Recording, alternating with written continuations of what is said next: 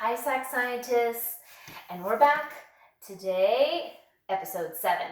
Remember last time I let you know that we were going to extend this pH spectrum or this pH indicator experiment, and so I ran around my house and I found some clear to maybe cloudy liquids that I thought would work, or materials. So I found bleach. Please make sure that you are with adult supervision or parent supervision when you're finding these items. Last time we did lemon juice, so I thought, well, what about lemonade? Does the sugar make any difference? Then I did isopropyl alcohol, so this is rubbing alcohol that you might have in your home. Then water. Now this time I did water from our sink, so tap water, not bottled water, just to see if our water is more alkaline, more basic, or is it more acidic. Then I got salt and I melted it or just kind of diluted it with warm water, and then it dissolved. And then I got soap water, did the same thing. I just put a couple of pumps. Actually, I did probably 10 pumps of my soap. It's just dishwashing soap, and then water, and then milk. So I don't know. We'll see how these will turn out. I haven't tried it before, so I'm going to be learning this with you. Now we're going to see if there's a chemical change, maybe a color change that happens.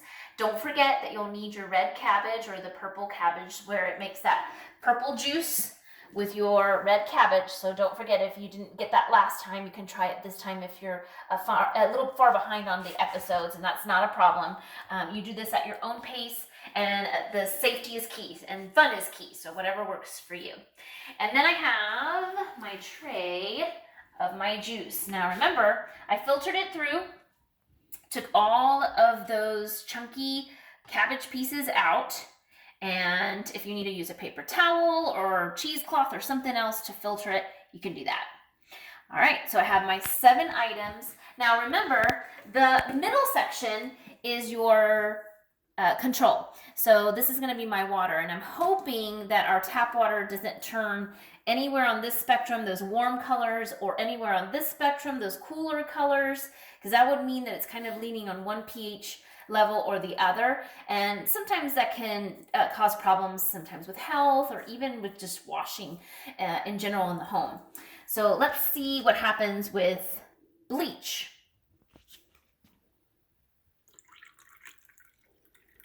Okay, so interesting. Bleached it out. So remember, that's what bleach does, is it takes out all of the pigment. Lemonade, remember this one has sugar. So let's see if sugar makes a difference. All right. So it kind of made that same color with lemon juice, and now lemonade. All right. This is the isopropyl or rubbing alcohol. Wow, not much of a difference. Kind of the same as the watercolor. All right, this is our home water, tap water. Okay, all is good there.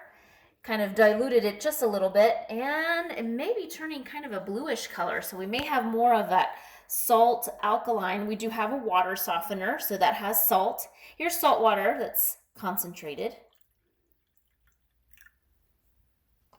Okay, that's interesting. We may have to have a discussion in regards to our water level.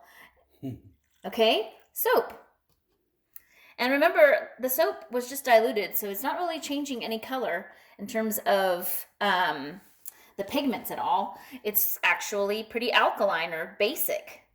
And milk.